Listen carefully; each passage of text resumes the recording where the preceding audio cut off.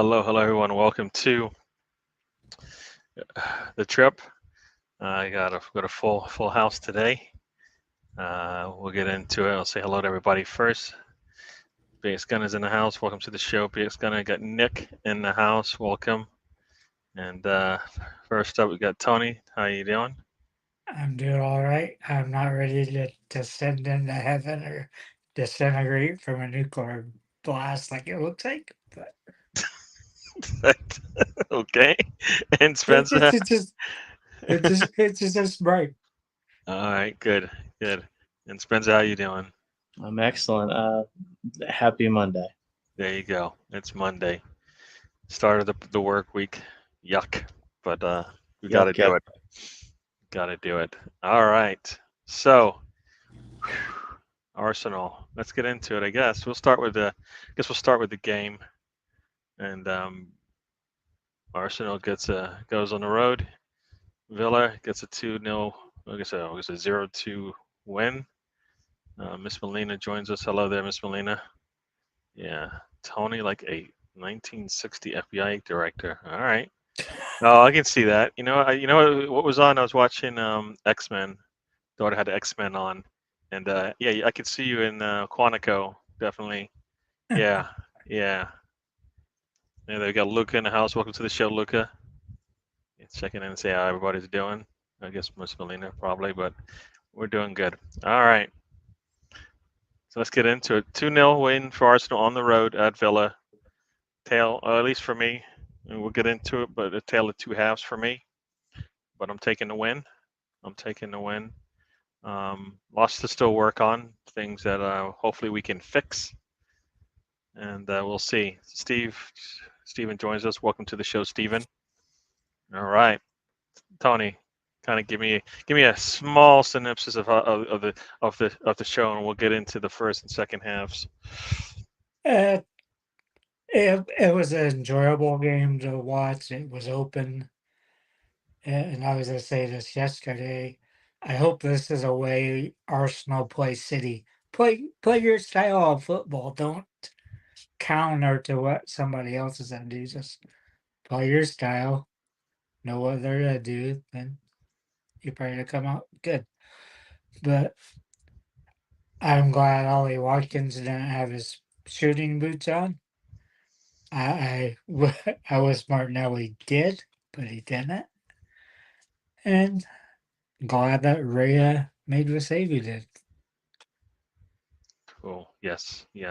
Spencer, quick review of the game. We'll get into the halves. Felt like a 0-0 game for the longest time, and then the got a little wide open there. Ryan made a big save. Yeah.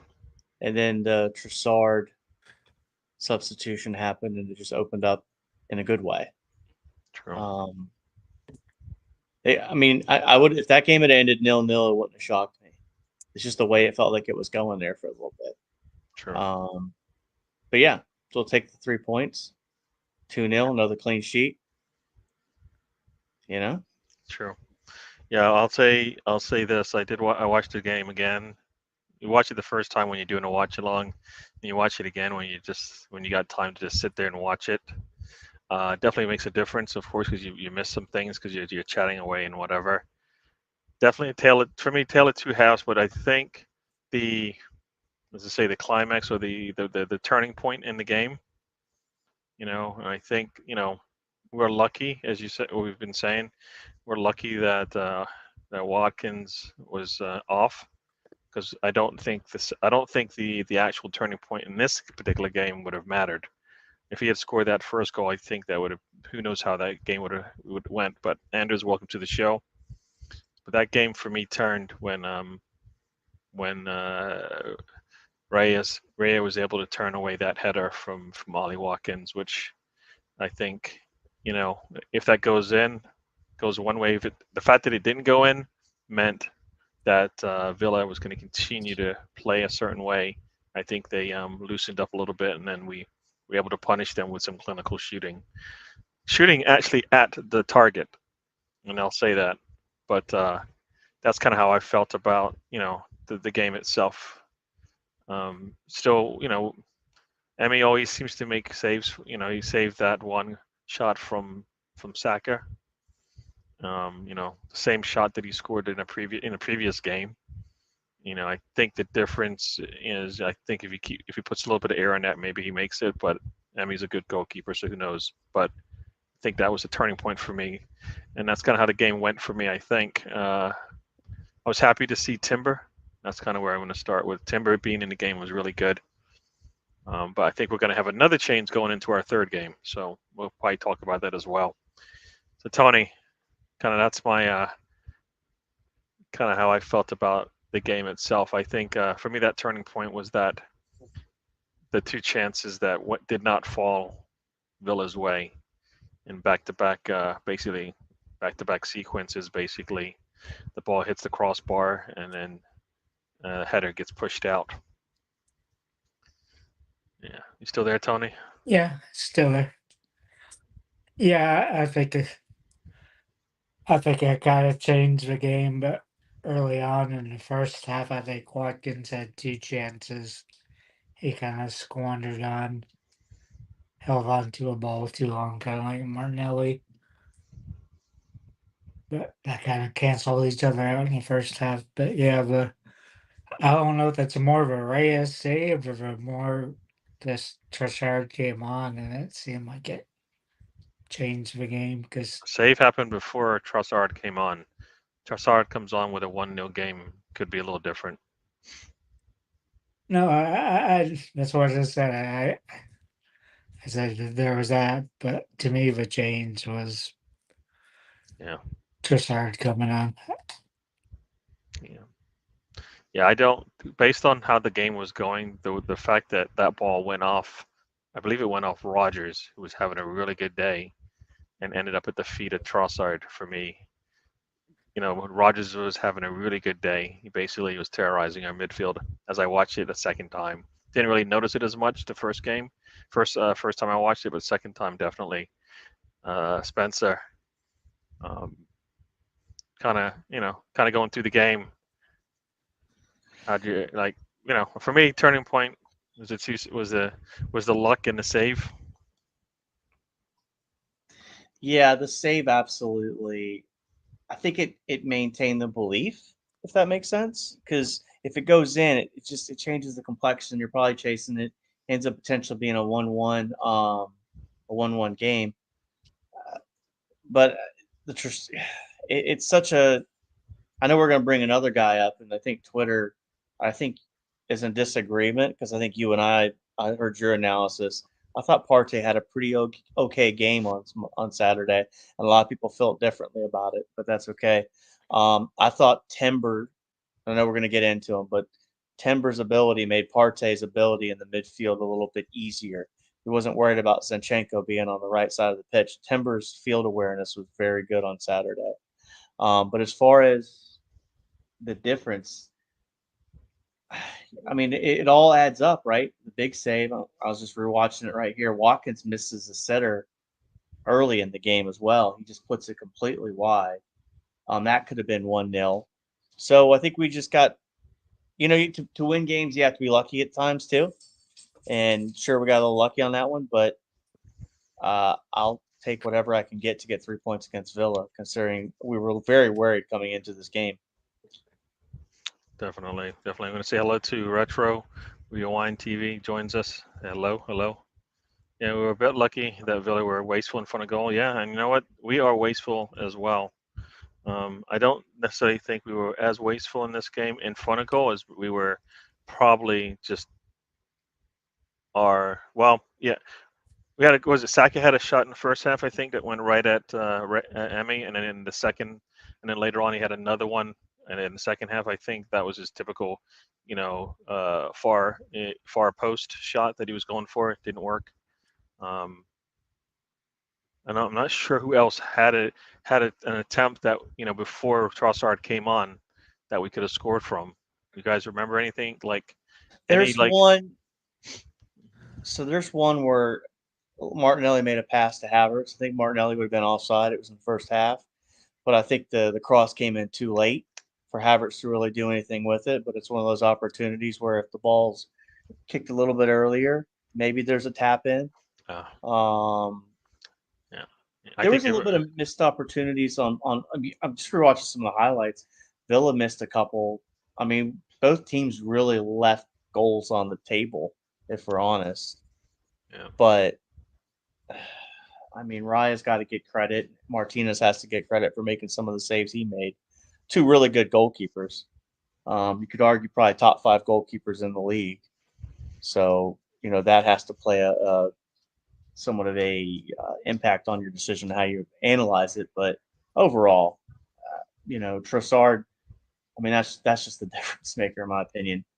And then we were talking about this at the bar. I was talking to the head of the VB Gooners, Tony, and I was like, come on, whether you start Trossard or whether you start Martinelli, you got Martinelli that runs at people for 70 minutes, right? Just speed, and then you throw Trossard on there with the execution and the clinicalness, and it's kind of like just breaking down a side. It's almost feels like that's what happened. We also got very fortunate. Matty Cash went off with an injury.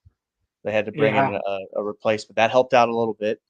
That was very early in the game. Yeah, I think like 10 minutes in, I think he did his hamstring. So, I mean, every match is a little bit of a story, right? And everything is a story that leads to the next action, then the next action. If then is what we like to call it. But overall, sometimes you just got to be lucky, man. Yep, Tony. Yeah, yeah. I think you have to give credit to both teams because we had 9 shots, so that's telling you Villa was doing good on defense and midfield. They had 11 shots, 3 on target. We had 4 on target, so there wasn't really much created because, like I said, like Watkins had 2 chances in the first half. Really didn't do much with them. Martinelli had the chances, didn't do anything with the ball, and didn't get off a shot. And then Trossard comes on, makes for runs, finding and he buries the goal like he usually does. Well, it was luck that he got the ball at his feet, right? Yeah. Same way that Ollie Watkins got that attempt, which he pushed wide.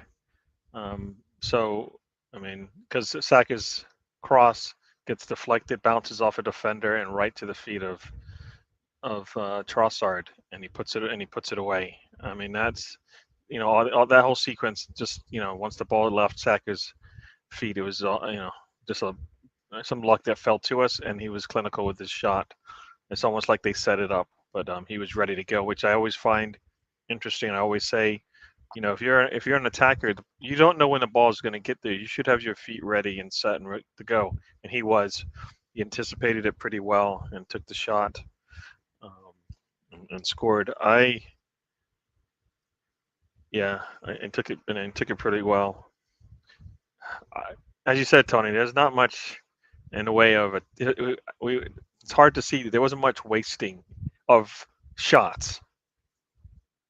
Right, it was tough defensively, but for me, if Matty Cash comes, if any of our starting fullbacks come out of the game, right, and they put on a young, I think that kid was like 18 years old or something like that they brought on. If we're not taking advantage of that, then we're doing something wrong. And I don't think we took advantage of that. If Zinchenko comes on, we're concerned, right? Because they're going, teams are going to try to take advantage. They're going to try to run at him. This young kid, like Martinelli's, running at, some of the best. Yeah, 18-year-old kid. I'm not sure how many games he's played in his career, but Martinelli's been playing for a bit. You expect him to be able to take advantage of that. Like, if you're not going to take advantage of that, how can you? We've seen him go up against Trent Alexander-Arnold and make him look really silly. Now we're talking about, a younger kid who probably not even defensively sound as Trent Alexander is comparatively, and we never seem to get that as an advantage anymore. I'm not sure if that was on Villa or on us as far as not. I mean, I don't know how much we went up that side where he had a chance to actually take him. But you would think you take advantage of that. Like if we bring on Skelly or something like that, or in Winery, they're gonna take it. They're gonna test him out because as they should, right? Yeah, yeah, it didn't seem like we went at him much. Martinelli had those couple of runs, but his kind of thought process that stopped it more than a player. But well, like I said, they had 11 shots, we had 9, so it shows you it's a defensive and midfield controlled game. Wasn't really any clear-cut chances for goals. Because even Partey, he was surprised the ball went in the back of it. Yeah, it was funny. Everybody's like, he didn't even mean to do that. And I was like, he didn't. He takes that shot all the time now. I mean, I saw it. I saw it. I was at the North London Derby 2 years ago. Took a similar shot. It was all in the air though. This one was on the ground, but from the same area on the pitch, basically, he took a shot, and it was on target. It was on target. Think about it. How often is Partey on target? Not very much because Justine was shot in the first half. I just went probably 30 foot above the goal. Yeah. So when he gets it on target, it seems to go in when he's. And that's why when he takes a shot. Like I said, when I watched it the second time, that Morgan Rogers guy basically was giving us fits. I mean, if you remember, Partey was basically trying to grab him to slow him down at one point in the game, and couldn't do it. And he took a shot, which what, I'll rather him take that shot than anybody else. Yep. But I think he had a good game. We were able, he was pretty strong for us. Like I think Moreno and Calafiori, like we've seen kind of where Calafiori played when he came in. I think that that was Calafiori's second or third game with the team, I think that would have looked different, especially if he was starting. So, it'd be nice to see how these players, when they come in, work for us. But yeah, I think he overpowered the midfield for them. I don't know about you guys, but I don't think Partey has got what he had before. He's a little bit slower, a little bit weaker, not able to anticipate sooner to at least be there. Yeah, he's 31. He's had all these injuries, and he just can't keep available. And he's at the age, especially in midfield, that's the 30 to 32 is usually when you start going downhill pretty fast at midfield, and he's at that point. And like I said, you'd have Mourinho, you'd have Jorginho, so you have a pretty old midfield minus Odegaard in there. So we'll see how that works and out. where he brings the age down. So there you go. Yeah, Spencer. he has to play Gary. He has to play Gary. We'll see. We shall see. We'll see. I mean, the first 5 games are probably not a barometer of whether he'll play. Let's just say that. But over the course of the season, I assume his numbers will increase because we're going to need to. Go ahead. Yeah, well, plus I was going to piggyback on what you said there. Plus the fact that the error got sent on a loan tells you everything you need to know what they view Nawari in War. Yeah, we're going to get the name right. That's official now. I mean, I just saw it's official. He just has to take a physical. Everything's paid for. He's flying over there. So. I mean, that becomes the man management, right? So if you know how many you're going to get a certain amount of minutes out of Jorginho, a certain amount of minutes out of Partey, Rice is going to play, right? And then you've got Odegaard, of course, and Ethan Nowari, whatever. All right. I'm having troubles here, Gary. Yeah, you got those 5 in the midfield. Coutinho's gone. We saw that. That was a meal that's happened. For but yeah, £1 the 8 million. I do have to agree with Tony on something. The age is a little bit of a slight concern, but with the age difference comes the experience differences, which I do like. That there's experience and that there's knowledge in that midfield. So there's a flip side to that. So Yeah. yeah. I guess we'll find out because playing in the North London Derby and then following that up with the Etihad game, we'll find out maybe who our strongest 11 is, who our number 1 11 is. Because I don't know about you. We'll see. If Partey gets a break and then he gets to come in the North London Derby or not, or will he get to play all 5 if he's healthy enough? BX Gunner said he thought Partey had a good game, for a turnaround from the first match. Yes. I didn't think he had a bad game. The officials were kind of saying he was having a pretty good game, so that's why I was surprised when I got on Twitter and started looking. I was so mixed on what people thought of Partey's game. Yeah, well, when you see Partey scrambling to grab somebody to slow them down, they got him. And that's not his game. Usually is that guy isn't going anywhere. He's there to at least slow him down and turn him back the other way. And he's just scrambling, basically trying to save a life there, trying to save his life. That doesn't happen. That kid was had his number, had everybody's number in the midfield. I think Rice also caught some of that as well. Rice and Partey basically got beat by Rodgers a couple of times. So I thought Rice had a worse game than Partey did. Yeah, at some point, hopefully we get that midfield clicking where they're all 3 going. I don't know what you guys saw from Erdogan in the game. Lots of good passing, but it's still since White's up there attacking, he's filling in on defense so much, and it's like you want your attacking guy to be more forward up there. At least I do. To me, I think it's hard for him to give the ball to other people in midfield and get it up to See, his Partey attackers. usually was the one giving him the ball so he could make Yeah. the pass for either what you would think is a scoring opportunity or to open, give somebody some space to work with. And Yeah. I don't think I'm seeing enough of that for me. I think he can do the job he's being asked to do, but I rather him be more in the attack phase of the game. I think having three midfielders and all 3 of them are more defensive minded than attacking isn't helping us. Because you got one of the best creators there in Erdogan, and if he's got to focus a little bit on the defense because we're either struggling or that's just part of the game plan. Kind of, Spencer, I don't know about you, but it kind of takes away from what we need, which is we need to be able to put games away early. How we're doing that? How are we going to be able to do that if all 3 of our midfielders are more concentrated on, making sure the team doesn't score?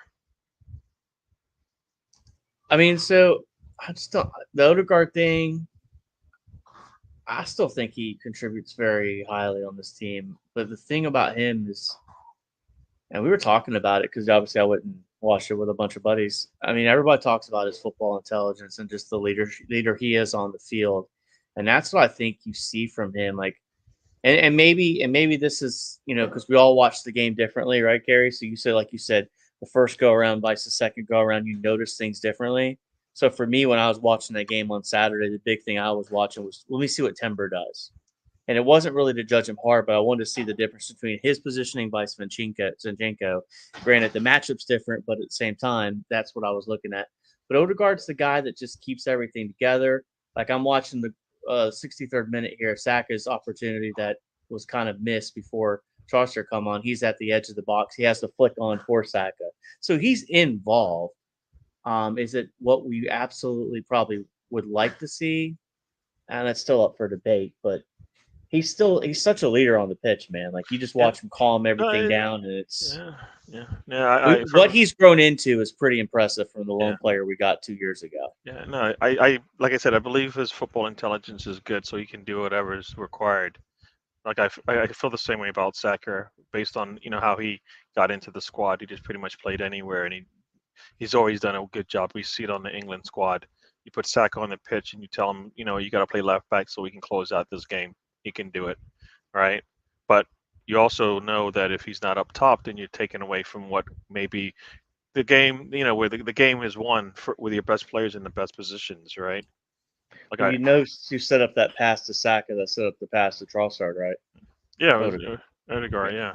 Yeah. So I mean, but that is great, but I want him getting assists too, because I believe I think he's just as good as he's going in that route as like a KDB, where he can contribute with assists and open things up, because I believe he can make those passes, and he's shown that he can make those passes to open up his guys for he can create those opportunities for our team to score.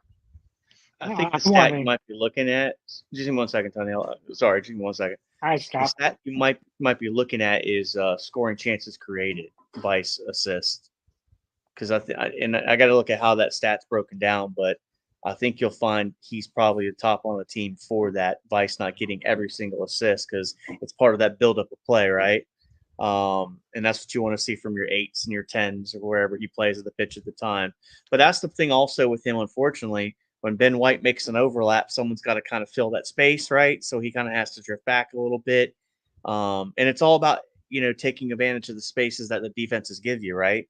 I mean, not to use a football terminology, which you get what the defense, play against what the defense gives you, right? I say that all the time because it works for every sport. There is not one sport where if the defense forgets, makes a mistake, and you don't take advantage of it, that your coach is like, what's going on here? They gave you the outside. What is wrong with you? The defense wasn't even looking for that pass. If you passed it, you probably get the score, right? All these types of things all relate to a lot of sports, right? So, they bring in somebody who's not as good at a particular skill set as the other player they had. If you don't take advantage of it, then, you're not playing the game, right? Yep. So, Tony, so you were going to say? Well, I was thinking kind of Gabriel gives that kind of same type of leadership Odegaard does in the back. He did lots of long passes because it's like he bypasses the middle a lot of the time because nobody's open. But I like at one point he dribbled 5 yards, looked at where everybody was running, didn't see anything open, dribbled another 5, not anything open, dribble another 5, 60-yard pass directly to the player. I mean, it's amazing how he can from 60 yards away just put it on a plate. Just yeah. I'm going to say he learned that from Luis, because Luis was doing that in his when he's first go around.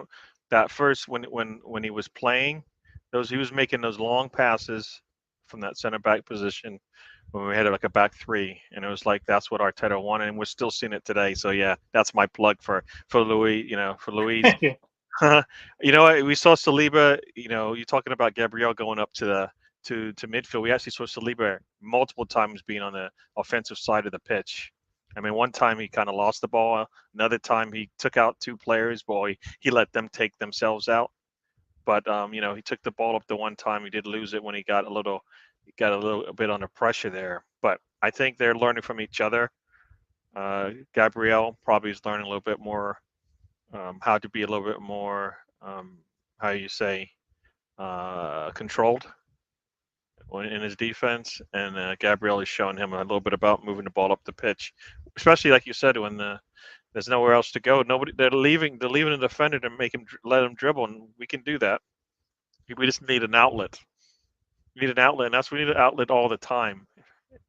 If you see somebody, like when Martinelli goes up the pitch, he should be able to see somebody. But as Miss Molina said here, she had Saliba as her joint man of the match with Raya. Yeah, I in this particular game, Raya stood out a lot for me. Saliba could probably win man of the match in most games. All right, but Raya in the last 2 games has shown that you know what, he can stop shots as well, and he's been doing that. We might not need to do that as we get a little bit more settled into our defense, but so far he's shown that he can do it. Saliba just does what Saliba does, right? That as Spencer says, is that last tackle by Saliba. You know, not too many players want to take that risk. We've seen him do that many times. Yeah, it comes with it's just what's on his CV. Got Moss joining us. He's said he's driving and tripping with the DWTT. So yeah, welcome to be listening to us. Yeah, he dropped those 2 players and still won again. It was funny. I thought he took him out, and then you look, he just kind of made a little turn, and they basically took each other out, kind of looking at him like, "What did you do?" And he's like, "I didn't do anything." How do we stop this big son of a bitch? We don't have them in the middle of the pitch. He is. I You know don't what's think crazy? Spencer is not on the sofa. He's not allowed on the sofa. Only the dog's allowed on the sofa with the boss. I hate the sofa anyway. That's what he says to make himself feel good. It's a trash sofa. I'll do a YouTube video explaining why it's a trash sofa. Yeah, I don't know. Nobody's gonna watch it, but I'll still do it. I don't know what this means. Top on club, top in the league. And So Gary, 80th minute, Mhm. Declan Rice wins a ball, crosses it across the goal, and Odegaard sails it over it. Yes, I remember that. 3, yeah. He had like, you're not going to get that many the way we play. He should be one of the 2 or 3 players that we expect in that position to at least put it on target. Yeah, that's a rare miss by him, in my opinion. I mean, I have to go back and look at the stats. I probably am wrong, but definitely when you're like, he doesn't miss from where he hit that. Like, that's 9 times out of 10 he's putting at least in the goalkeeper's mitts. Yeah. Inside the 3 posts, but unfortunately, I mean, that would have been 3-0. That would have been great. I usually write my notes and highlight stuff. I didn't do that because I was just watching it from my bed. But yes, like I said, there were it's few and far between the misses that we had. That definitely was one you expect him to be able to put. I remember the commentator saying, you don't usually see him kick from underneath the ball like that. You know, he never does. He usually kicks from above the ball a little bit, so it keeps that thing down. But yeah, that was a rare miss for him. It kind of happens late in the game. They're tired. He's been playing defense. Dude, if it's 0-0, you want him to score. Like, that's KDB. You expect him to shoot and score that, right? That's that's kind of the role he's being asked to do on our team. Like, he's not gonna score all the time, but once in a while he'll put the ball right where it needs to be, either for somebody to score or he does it himself. I just want to see him getting back to double digit on goals. Got to be both goals and assists, man. He's got to be a double player for us, in my eyes. And you know what? I don't know if he can do it with the role that Arteta's given him. Well, you know what? Maybe things will change, right? Maybe things will change. We still got about 3 days to figure that out if we're going to change. But maybe we get that additional attacker that Big Gunner's talking about, and maybe Moreno is that number 8 that maybe makes things a little bit easier for everybody, and maybe Rice at the 6 makes things a little bit different as well. I don't know what you guys think about that, but Moreno coming into the squad and Rice maybe going back to the 6. I like Rice better when he's on the attack. Yeah, he's not a good 8. I like Rice in the 8, but he's not a good one. You know why, right? Explain. He's not going to make that pass. He's not going to make that pass. He's not prepared to make that pass. He's not comfortable or confident or something like that to make that pass. That he gets the ball and he's got to put the ball between 2 defenders as his players running through the seams. He won't make that pass. I've seen it too many times. So I've seen it this season.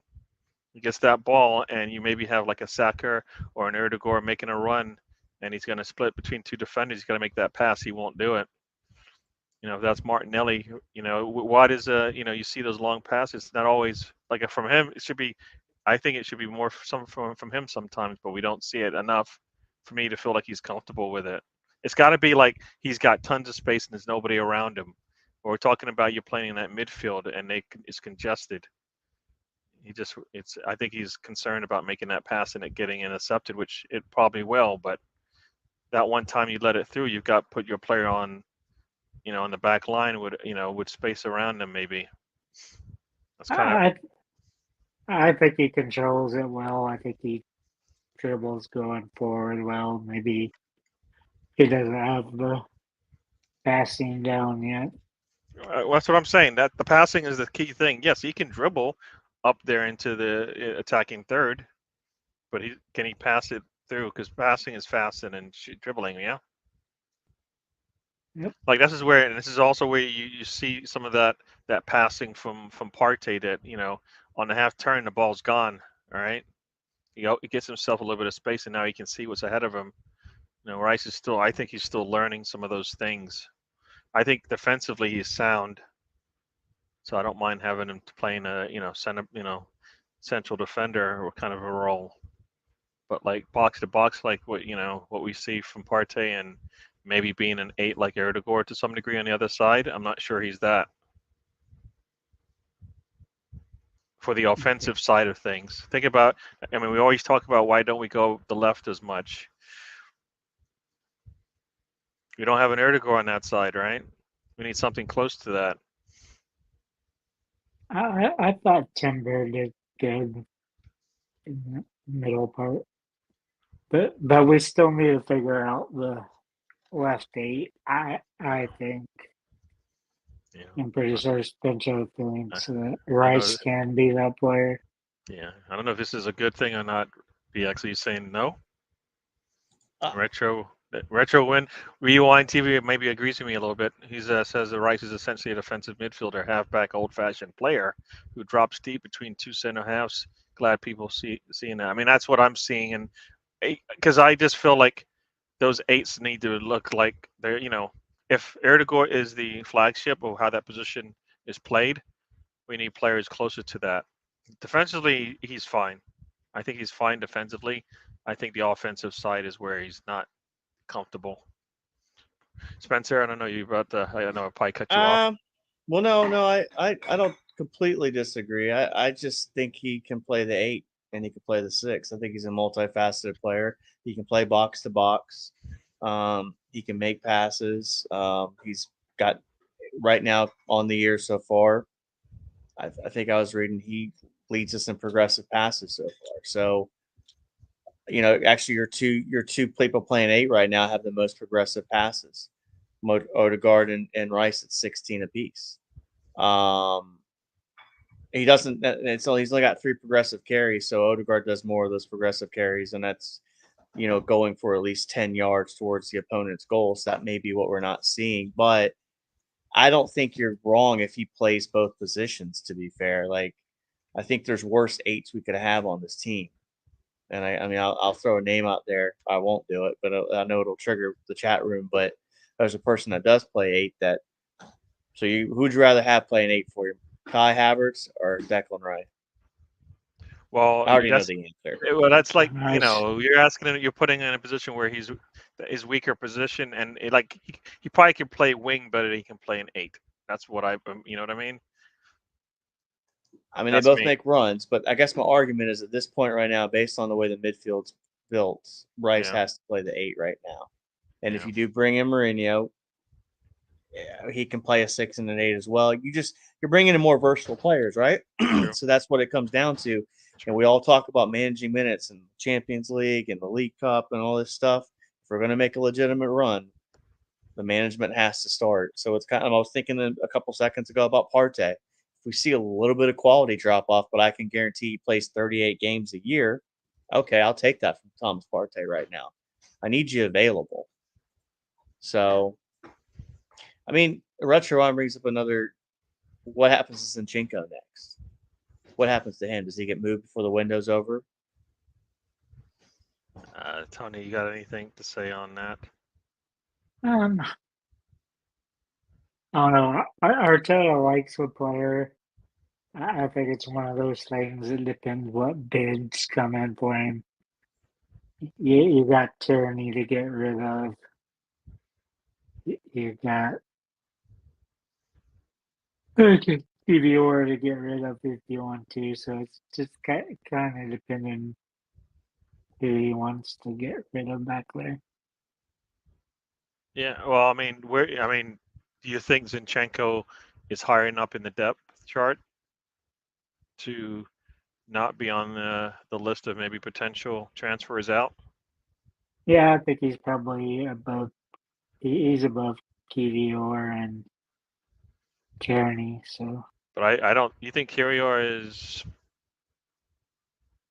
I think Kirior is rather a center. It's more of a center back. He just can play left back. If he were to stay, I think he'll play more center back than he will left back, especially now. yeah, it's pretty much all those guys can, except for Zinchenko. Tierney does it for his country. Tomiyasu, when he's available, he does it for Japan. So basically, all those guys can do the fullback and the center back. I don't know if that's something kind of like Arteta wants his scouts finding or not. But I don't know how much money you did for him. His contract probably ends next year. Yeah, I mean, like I said, I think right now, if everybody's healthy, he's our fourth choice left back, and he doesn't play midfield and he doesn't play center back, so he's not versatile like our other players that you just talked about. Like Kirior, we know comes in as a center back, but has played left back for us. Everybody else can play a lot of the positions on that back line. You got to be really good and not play. Like Saliba and Gabriel play center back. That's all they do. Ben White plays right back. That's all he does. Right. We've barely ever seen him play successfully in other positions. Ben White came as a center back, but I think he scared some people for a bit. All right. Saka, we know we can play, but he's never going to play left back. I mean, we're too busy getting defenders. This is the one here. Rice won't make the pass upfield from the sixth position either. We could actually have a Rice problem in that we don't know what to do with him. Yeah, I mean, like I said, I think his passing, like for me, his passing, I would have to go back and look again to see if I'm missing something. I kind of feel like that's the thing. He does a lot of everything else, but they're making some of those passes that I think we need to make to open up the offense a bit. Like I know we will err on the side of let's build up from the back when we're sitting at midfield. The other team will turn the ball over at midfield, and instead of maybe taking advantage of that, like we've said, take advantage of what they give you. If your defense is unsettled, meaning you just turn it over, most teams will just attack us. They won't wait to settle up. They'll just take the ball at the pitch, right? And then the defense is on their heels. I mean, I think we don't take advantage of those much. We were, I think we feel like that's at least what I see. It feels like when we get an opportunity to do something like that, if it's not clear as day, err on the side of just going back and settling, as opposed to maybe forcing it, making that force and try to split those defenders and get up the pitch, and hope your teammates are there to support you in the counter. Like we don't counter the way I would like us to. Our press and counters kind of most teams. You do a good counter attack when you're pressing, but for us, we don't seem to transition very well. Yeah, it's like you want Martinelli to make the runs that Trossard makes because you get that space.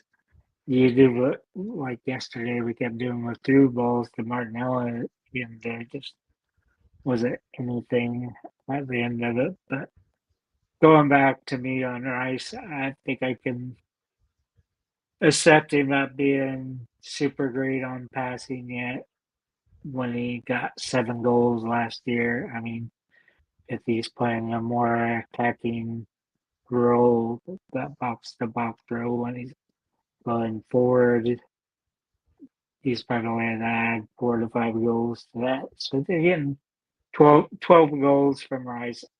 I would be very happy.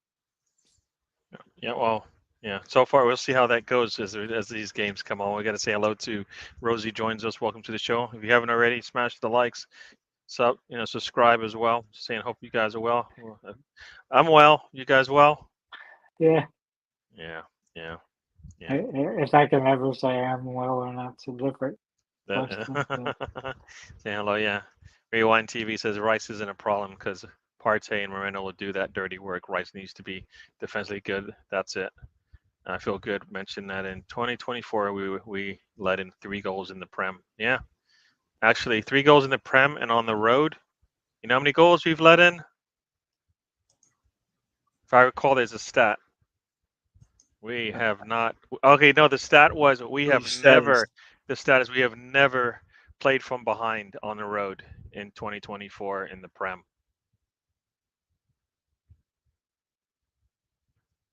And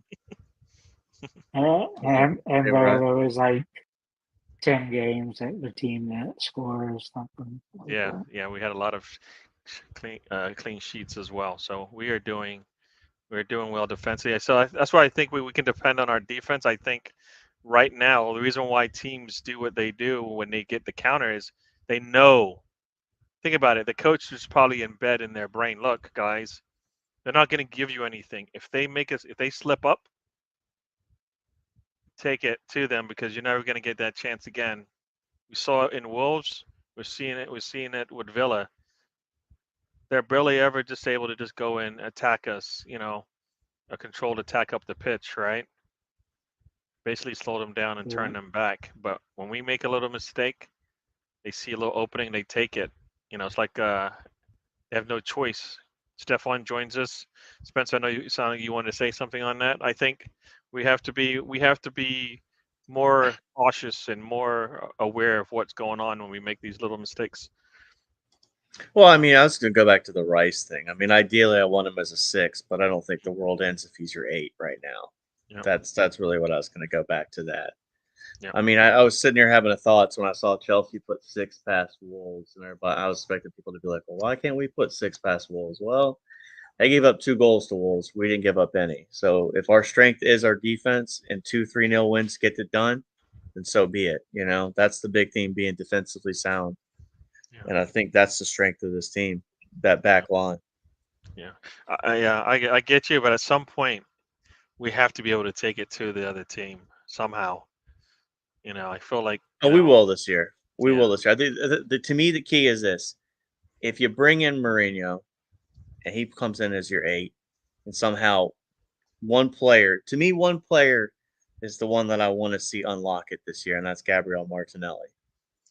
If he can get to 10 goals again, maybe even 15, this team could absolutely be cooking with grease. And I think he's the one. He's the one that I'm looking at this year, and I said I need at least 10 from you, bare minimum 10, because I'm probably going to get 15 from Saka.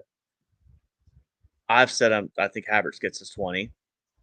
Some people may disagree. That's fine. But the Martinelli is the one that we need to have a discussion about. So, yeah, I looked into it a little bit because people were going back and forth with Trossard and Martinelli, and they both, like last season. It was weird because, as many people know, it looked like Martinelli didn't play much because he was injured. He's only injured late in the season. Basically, the last 10 games, he only played like 1 as a starter. But otherwise, he played pretty much. There was a 20-game stretch where he had like eight goal contributions. For me, Trossard, that's where I always feel that Trossard and him should rotate a bit. Trossard had like a 5 and an 8-game run where he didn't contribute much. Otherwise, he's and I think he can score coming off the bench more than like Jesus had 1 goal coming off the bench. He does. He's not. They don't. And they did have multiple, but I think Trossard is more senior and more, better suited to come off the bench to make a difference than Martinelli is. It's not so. It's almost like if you play. I think you play Trossard too much, you're gonna get those dead times. Martinelli's will give it to you a lot, but then you have Trossard who can come in there and fix the problem. Yeah, I disagree with you because I looked at the stats. if you look at the goals per 90, Trossard's at 0.54, Yeah. Martinelli's like Yeah, but like I said, I saw there was The total 13 minutes games. played, There was though. 13 games in about a 20 or 30 in about a 20 game stretch where he didn't contribute anything. So I get what you're saying. He wasn't Right. starting though, Gary. He was starting a percentage of those games. He was. I looked it up. Yeah, it wasn't all just coming off the bench. He scored 6 and 10 to end the season when he was playing regularly. So yeah. Because I looked it up and as I said, they both have their. Trossard's more clinical, yes, but I just don't think he can play the amount of games that we might. He's not a Erdegaard. He's going to play every game if we let him. but That's kind of. I think Martinelli can come off the bench because he should be able to beat teams with that speed at the end of a game. Because everybody's got tired legs. You got Martinelli that can run 1,000 miles an hour. You might as well throw him on there. The only Put a difference, horse on there. I mean, the only difference, Tony, is like if you make a change, they make a change. So that speed advantage is kind of almost dissipated at times. I mean, so last year, Trossard 12 goals, 1 assist. Martinelli 6 goals, 4 assists. Obviously, Martinelli had the injury and just kind of fell off right after that. So who knows if he stays healthy, what his end product ends up being. But Trossard is like this amazing super sub, and the best 11. It's always good to have an answer on your bench. That is really such a good thing to be able to look over. And I think I said something to you, and maybe it was in the chat. I was like, "Hey, I mean, you looked at that lineup from the Wolves game, the bench. You were just kind of like, man, we're very attacker heavy right now. It seemed like we're missing midfield, right?" And it wasn't always the case last year.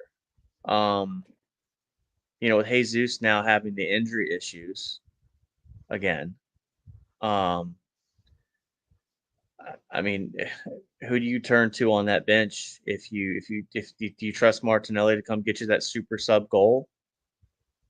I'm not saying he can't do it, and I'm not disagreeing with the argument that there should be a rotation between the two, because there absolutely should be, no question.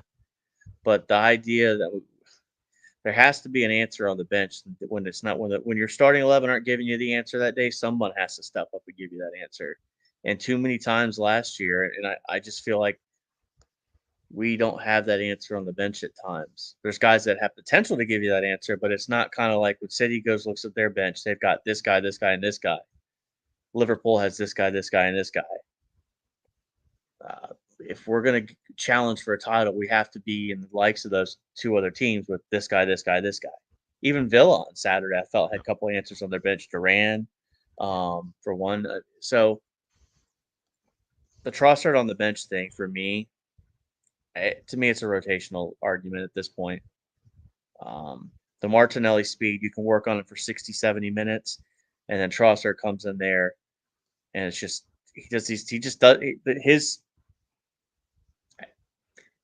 it's just so good the way that partnership works. But what Spencer is Stefan, real quick. Stefan, okay. Hello, welcome to the show. He says hi, guys. Everybody says hello, hello, hello. Chris Nix joins us as well. Oh, welcome to the show, Chris Nix. Sign Gucarez, yeah, that would be nice. We'll get into that as well. Go ahead, Tony.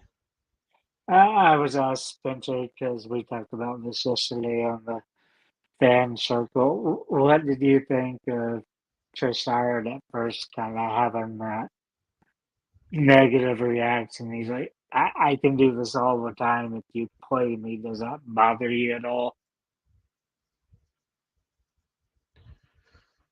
I think that we wanted that from our players. We talk about it all the time. We want competition. He felt like he competed well, and he definitely contributes, right? We know he's more clinical, and like I said, I look at the stats, and I think Arteta's got a problem. He's got two players, and Tony, you're gonna say they both play well when they start. We can only start one of them, right? Right now, we can only start one of them, and for me, I think he's been wanting to start Gabriel.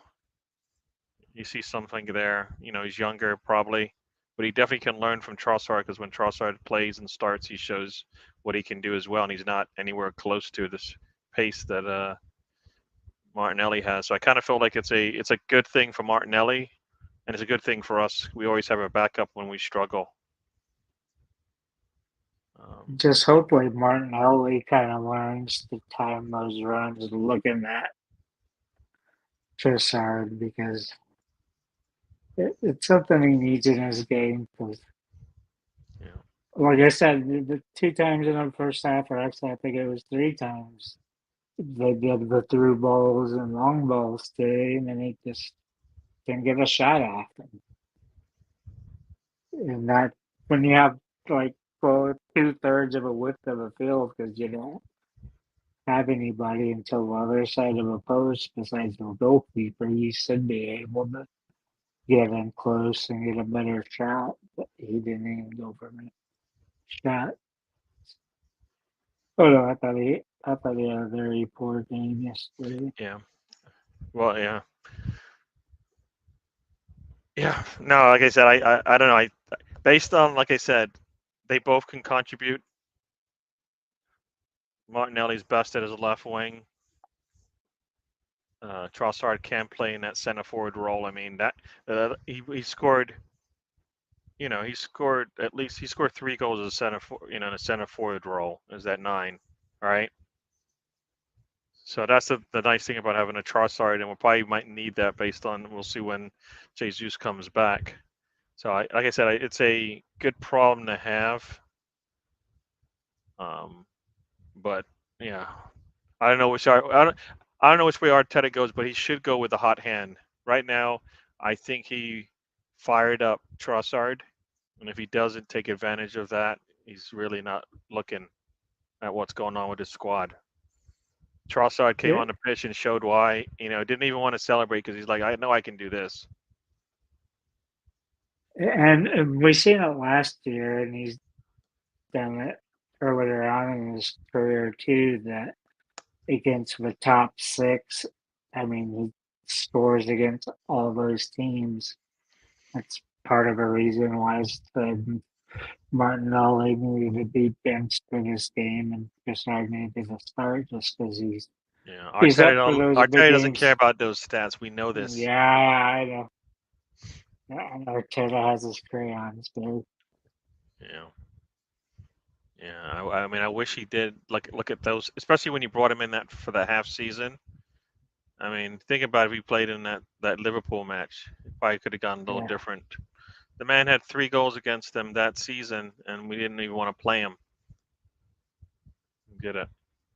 Don't get it. But like I said, it's a good problem to have. Arteta's got to figure out a way to get these guys both clicking together. And hopefully that's when either when Havertz is maybe resting, right? And maybe Jesus isn't ready to go. That's really the only time you're going to be able to see both of them on the pitch. But yeah, no, I think how was it? Trossard finished off the last 7 games, 5 goals. So, and Jesus' best run of goals were 3 and 3, basically. Didn't have really a good stretch where he played, scored more than 1 goal in he had 3 and 7, but yeah, and then he got injured. So yeah, Trossard is more consistent. Like I said, Trossard has had, there are gaps in the schedule where he didn't do anything for 5 games, 8 games, and that's him starting half of them. So I don't know. Like I said, you say me about the end of the season when he had a straight run. He yeah. did good. I think when you do a start and stop, you get a 2-game run, then you're on the bench for 3 games. I think that's a lot tougher because, especially in attack, you need that rhythm, and you're only going to get that rhythm by getting minutes. It's kind of like what I said last week on the show. It's like either way you do it, I think you need to play one of those guys for 60 minutes and bring the other one on for 30. They offer you something different. It's something we kind of lack on the pitch. We need that on the right side. We need it in attack as well because all you have now is Kai with his size. So Retro Rewind TV sounds like that's Colonel under a different name. So welcome to the show, Retro Rewind TV, our better known Colonel. Yeah, we had former manager for England, Sven, who passed away today. A lot of people sending their condolences to that. So yeah, sad day in the English football area. Yeah, can't say that anymore, Stefan. Colonel's turning 30, and wait, you said you got to 30 in June. Now you feel old, dude. Tell me about it. I wish I was turning 30. you have to turn back the clock 23 years. Yeah, Gary. yeah. Anything else on the game? We're over an hour here. We can talk about some transfer business now if you want. I don't think there's much more to go in the game. Yeah, Trossard's great for the bench, I think, because he's more senior. It's weird because Eddie and Kedia said he's better starting, but he said it. Yeah. That's I always say first you say it, then you do it. That's my phrase. If I tell you, guess what? I think I'm going to fail this test. Guess what? You're probably going to do. Probably going to fail this test. But, You know what I mean? in the end, another last thing on that, it's like if you know he's that hungry to not want to celebrate at first, you start the guy. If he doesn't do anything, then throw him back to coming off the bench. But to me, if he's showing that much hunger and passion, that's the guy play. We got a lot more of that now. Because think about it. I think we got a lot more of that now. Calafiore, Calafiore kind of getting in the face of Emmy, and then Emmy having to push him off of him, and then 2 of his teammates had to hold Calafiore back. That talking about fire. I mean, of course he's supposed to. That happens to us all the time. All right, our goalkeeper's trying to get that ball out fast because they're either we're trying to chase a goal or whatever. Defender gets in the way, slows him down. It's just part of the game. I enjoyed that. And then he took the ball off 2 of their players in a in the same kind of sequence. He took it off them, made a pass, they got it back, took it off them again. I mean, that's what we're looking for, and that's the young energy he's got, and he's got some talent there too. 12 minutes of sample size, but pretty good 12 minutes. Yes. Well, you don't need to see a player that long sometimes, right? You can see what because that was Timber. You know at least whether they're lost or not, right? That's the big thing. You know whether their head's on a swivel, if there's a little bit of awareness, right? So there is that. Yeah, I'm interested to see what the lineup will be Saturday as well. True. I mean, we got some good answers. Good answers. Timber did start, but as Calafiore say, look, is Calafiore doing the Trossard? Look, coach, I would be starting if I wasn't here. Marino's going to come in. He's going to want minutes too. All right. That's a good problem to have. And, whoever goes out there knows that if they screw up, there's somebody that can come in. And hopefully Arteta knows they can come in early, right? Somebody's having a bad day for whatever reason. You can bring in somebody else to maybe change it up a bit. So Yeah, we we, shall we see. need that on the right side of the pitch Yeah, with yeah, Wyatt and Saka. We need yeah, people that can. yeah. I wish I was 50, Moss. I turned 50 a while back. I wonder if Martinelli misses his partnership with Jesus. They never got to play together a whole lot last season due to injury. You know what? If Jesus is the reason why Martinelli is playing poorly, that can't be, because they're not going to always play together. I mean, you know what I mean? Like that. Like you have to make. I believe he's talented enough to make it work with anybody. I think that's a mental block. You know, and when he's out there by himself with the ball, that has nothing to do with Jesus. You know, Jesus and him would work off when we kind of get as a team into the final third. But when he's off on his own, that's all him. And we've seen him be able to score from those positions too. So kind of feel like that, you know, giving him a little bit of an excuse that Jesus isn't there so he can't play. You know, but Saka's always got the same people next to him. Well, not every time he plays. You know, he Yeah, it's goes and plays for England. He doesn't have Erdegaard. You know, he might have Ben White there. Nope, he doesn't have Ben White there either. Right? He seems to make it work. So I think it's a more of a mental block that, you know, I can't play without my man next to me. it's not like they're playing with each other, and with Brazil, you don't see them Mm. in the same starting 11. So I think I know I've heard people say that, and I just don't agree with it at all. That it's because Jesus says it. Yeah, he and when he puts a cross in, it doesn't matter if it's Jesus or not. He should be able to put a proper cross in.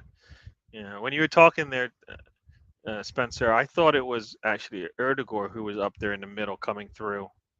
And if it was one of those, it seemed like to me it was one of those opportunities where, all right, you just put the foot on the gas and then you pass it inside to Erdegaard and let him figure it out.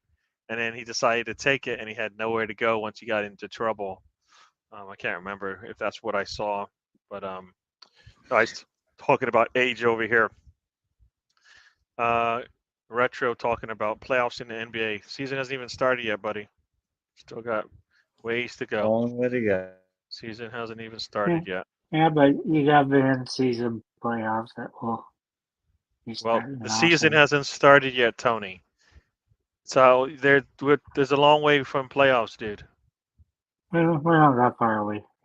No, it's not. It's a long way. It hasn't even started yet. How can you say it's not a long way? It's not like there's real competition in the NBA anyway. Yeah. This is Moss's lineup for the game. Let's see if you guys agree. Got Ray and goal, of course. White, Saliba, Gabriel. Yeah. Timber. I don't know. Partey. Rice and Erdegaard. Probably those are a given. Saka, Trossard, Havertz. Yes. You know, sorry, Trossard. People, you know, have questions there as well. I mean, that's, as I said, we can't go wrong if we don't go with this specific lineup because we know we have answers. You know, if Timber is not in there and Calafiori gets his chance to start, right? Because think about it, there's a 2-week gap between that game and North London Derby. You know, I think I would play Timber, then work on Calafiori getting on there during the international break. yeah, but is Calafiori going to start in the North London Derby? I don't think he is either way. I mean, But if Calafiori started in the Brighton game, could he then start in the North London Derby? Good. But you paid $53 million for him, so you're gonna can't baby him forever. Same way we talk about, if you think Trossard can take over for Martinelli, then Calafiori could take over for Timber. They're both coming in fresh off the street. They both are experienced. Brighton's looked good so far this year. It might be a good game for either one of them just to see how they feel. It might be a good game for, maybe it's a 50-50, right? You get the first half, second half type thing. I don't It's think gonna that be- Tara's gonna do that. You got the only time you're going to see them is until North London Derby is Brighton. then it's all practice or they're away on duty, right? On an international duties, right? Yeah, BX Gunner Yeah. says he'll run the same thing, no changes. I definitely believe Martinelli needs to sit.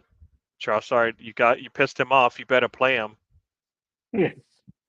That's what I say. You got a fiery, hungry Yeah, guy. yeah, Just yeah. let him This is go. what Arteta wants. He wants this. We asked for this as fans. We want players that want to play and then perform. That's all Trossard usually does. I think Martinelli offers different, and if he's getting assists or goals, it'd be no brainer for me. Martinelli plays, but you know something triggered Trossard. Yeah, Timber's just starting to get a run finally. That's true, but then we did bring in Calafiori. So what was that for then? Some people think Timber is a right back anyways. Maybe that's a Ben White, backup rotation there. Yeah, maybe that's true, but from what I seen on him on the left and what I seen from KVR last year, I wouldn't have been paying that money for Calvary. We Do you did think it, Timber and so Calafiori are better than Kiwior?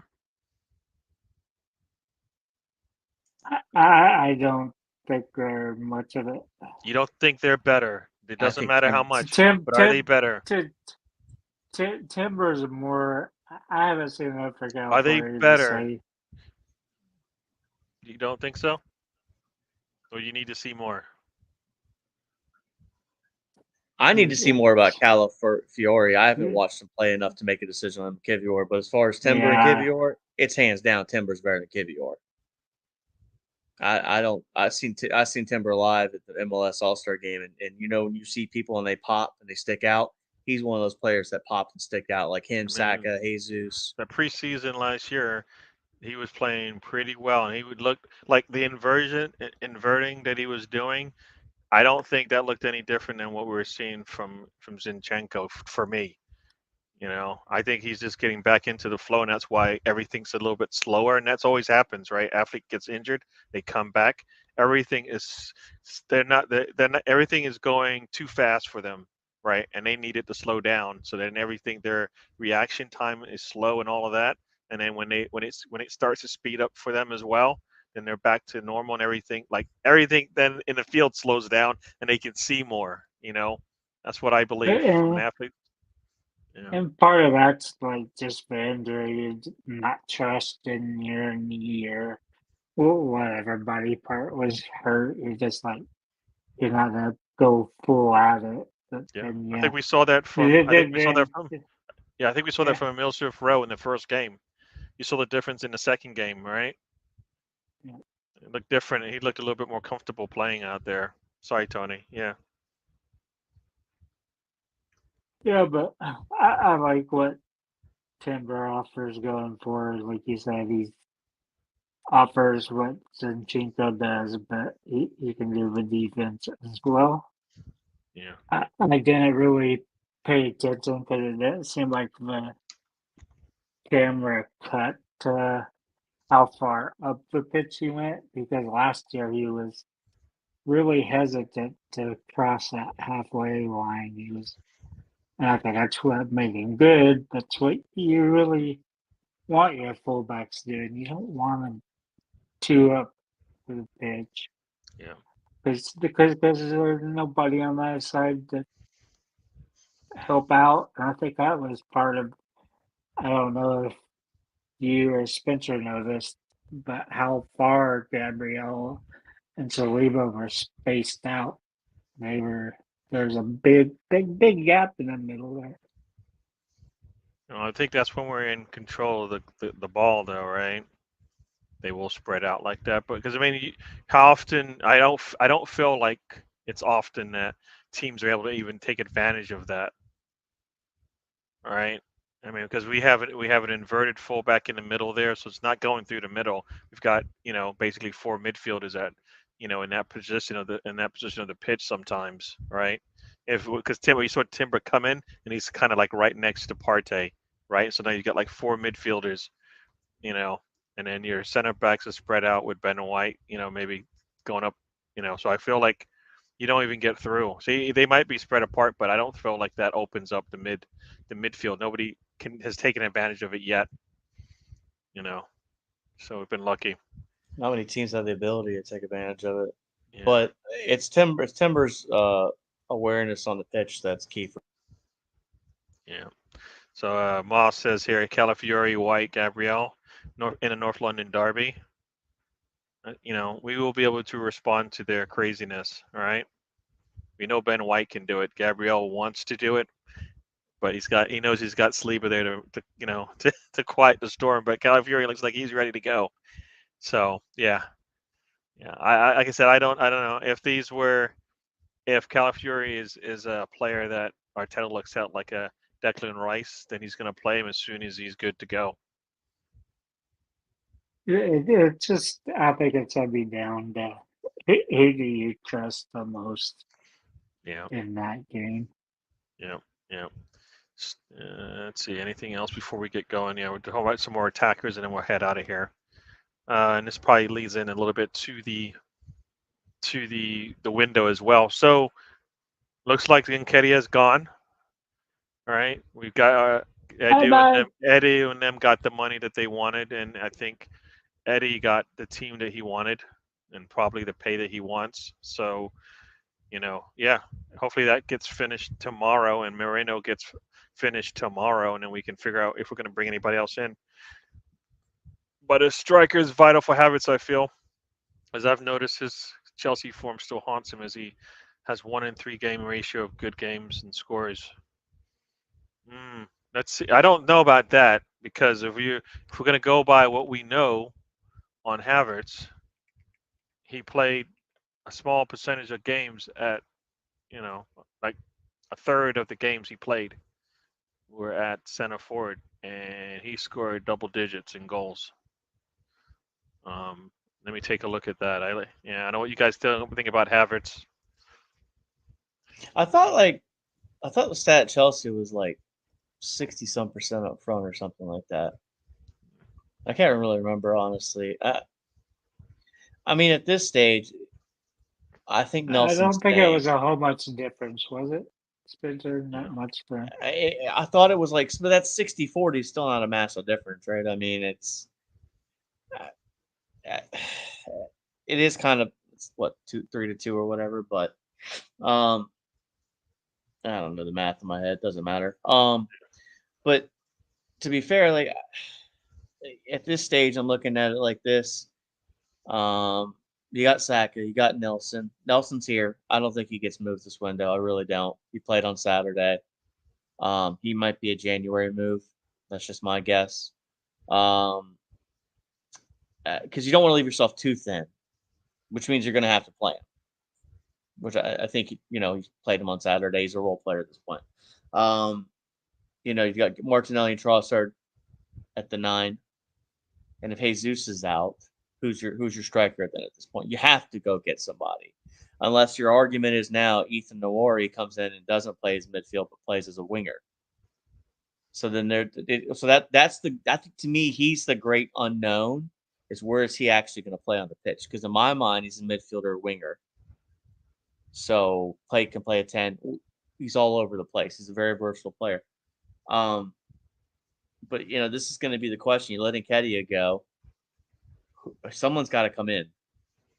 I don't know if we're going to get the player that everybody wants, like a big splash in the park signing. I really don't think you're going to. Yeah, I can't remember. I sent you guys last week the winger that we were interested with. The Atalanta player. I think it was like a.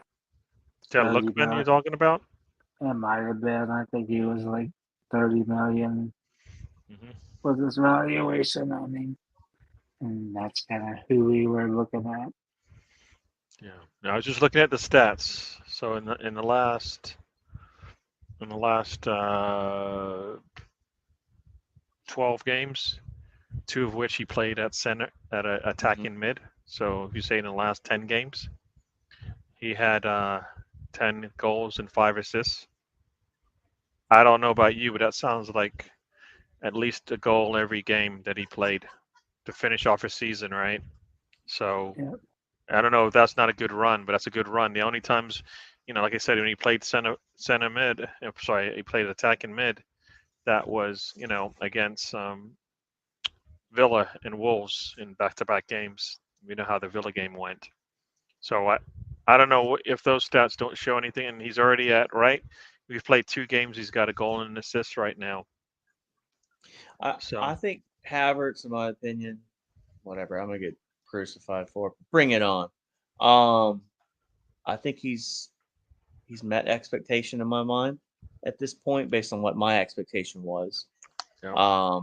But I still think there's more there. I would like to see him, like we talked about it last week. There was that shot in the game that he, at least He put should the have thing he on should have had a target. brace. Yeah, He should have had a brace in that first game. yeah, for sure. But overall, I think he's fit in pretty well. He's been available. He's been healthy, and the price tag, the wage, we can argue all that stuff that we're blue in the face, but all this, the reality is with this, none of this stuff's going to matter if the team doesn't win something this year. And I'm not trying to turn this into like, or try to win argument or no. All these decisions can be made good decisions if you win a trophy this season. I guess that's my point. If there's a return on investment for the fans, for the ownership, at the end of the day, there's going to be this. So what? We sold Eddie for 30. We sold Smith Rowe for 35. Yeah. We still got X, Y, and Z trophy. Whether that's an FA Cup, the league, whatever it is, go get something. But my buddy brought up this on Saturday. Yorkis right now, I think is his name. Portuguese. I think he's got 6 goals and 3 assists so far. Yeah, Gyökeres, yeah. Yeah, Gyökeres. There we go. Yeah. If you can go get him, yeah, I'd say go get him. Sure. But I think it's gonna be a tough one. Yep. It's absolutely gonna be a tough one to see what move they make. I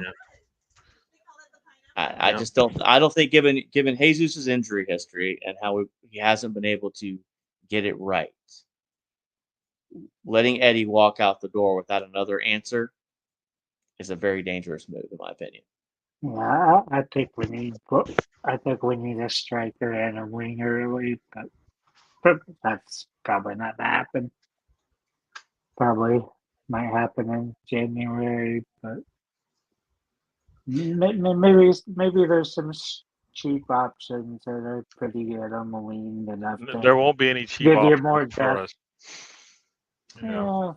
Not for us. We're not going to take cheap options. We've done that, and it hasn't worked out, right? That's why LaConta and I'm saying like a 30 million range. Yeah. He's talking about B level winger, where a guy that's probably in like 10th to 15th place in this league. If you go, for example, go pick a team, I don't know, Crystal Palace. I want Eze, just as an example.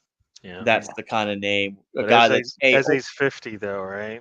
Because he's talented, right? He's on a team that is bottom of the table, but he's 50, easy.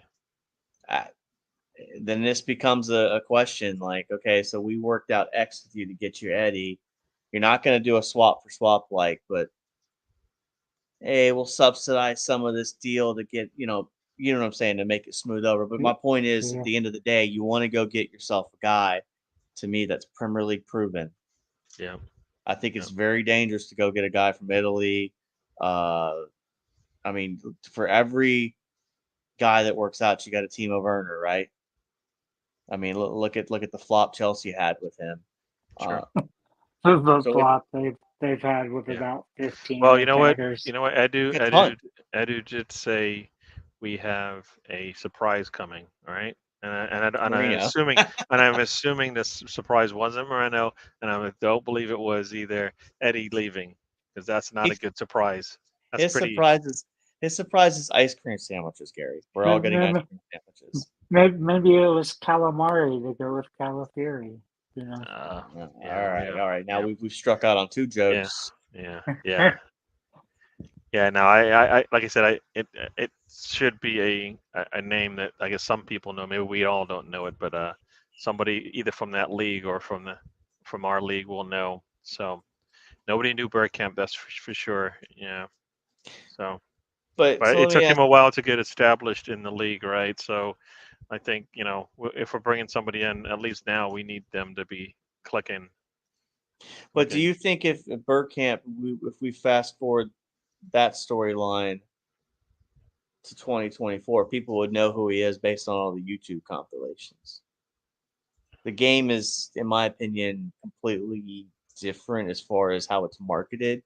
Hmm. So, like, people fall in love with people's YouTube compilations. Yeah. I just think things were different back then, Yeah. right? Yeah. Not disagreeing with BX's Oof. position. I wonder how many guys have got big moves in this day and age based on something on YouTube, something on Twitter, somebody fell in love. I hope not, because It that would be happened. poor scouting on the team. I hope our we're doing proper scouting. That's what we were spending a lot of money on it. I hope they're doing proper scouting.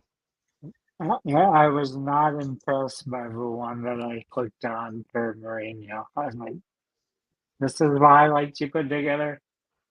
This Yeah. doesn't show me They don't much. like show a lot of decent stuff, so it's hard to tell. But listen, it's almost time for us to get out of here. So I'm gonna It's let you guys another have your past 90 yeah. minutes. Yeah, we're almost at 90 minutes, so we're gonna finish up at 90. So I'm gonna let everybody have their say, and we're gonna get out of here. Spencer. Happy Monday to everybody. Well, what's left of it? 3 hours left here in the States, and four for Tony. And some of you guys in the UK are already on Tuesday. So that's enough with the days of the week with Spencer. But at the same time, looking forward to the rest of the week. Looking forward to see how this transfer window ends. Thanks, Gary, for having me on. Tony, it was a blast. It was a pleasure. Chat room, Mel, Rosie, Retro, Colonel, Moss, all the people that came by, BX. If I'm forgetting your name, it's because I just forgot your name. It's nothing personal. But again, I will see you guys potentially on Saturday. I know we have a really early kick on Saturday, really early kick. So, America, 7:30 kicks happen. So, I hate the 6:30 ones. Yeah. Yep. Here we go. Tony. Nice to get the points off Villa. The return one will be difficult when you play at home. They'll have more of their players going in. But this hour and a half goes by fast. Good talk, and it's better because we have so many questions from the chat, and that helps things go along. Because we really don't have too many set topics, so it's nice to have the questions and the input from the chat room. Other than that, everybody have a nice week. Cool. Yep, everybody, thank you again for joining us. We will do this again next Monday after the window closes, and hopefully another win from Arsenal, and we get to talk about hopefully some new players, maybe just one, but we shall see. 4:30 kick where you are. Oof. Ay. Ouch. Yeah. So what am I gonna say? Yeah, let's get out. We're gonna get out of here. Thanks for joining. Hit the likes and subscribe. Everybody have a good time. Thanks for joining us once again. Everybody who's joined us, talk with us. We will do this again. And I'm gonna say we're out, and we'll see you guys. Everybody's telling me what time they got to watch the match. 7:30 over here for me. But everybody like time with Spencer apparently. Yeah. So everybody, we're out. See you guys on the next one. And life is a journey. Don't waste your trip. Enjoy the ride. There you go.